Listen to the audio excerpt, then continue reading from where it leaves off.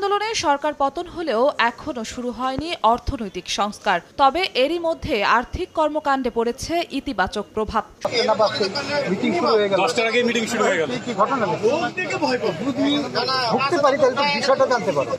তো ব্যাপারটা হচ্ছে কি, আমরা আসলে আঙ্কেলের কথা শুনতেছিলাম।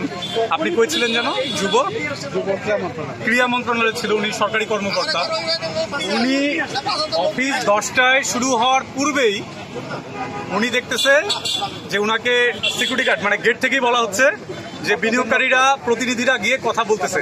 আজকে কিন্তু বাইরে রটায় দেওয়া হয়েছে যে এখানে আওয়ামী লীগ আন্দোলন করতে আসবে, কিন্তু দেখা যাচ্ছে যে 9টা 10টার মধ্যেই একটা গ্রুপ ভিতরে চলে গেছে। সো তারপর কি অবস্থা বলেন?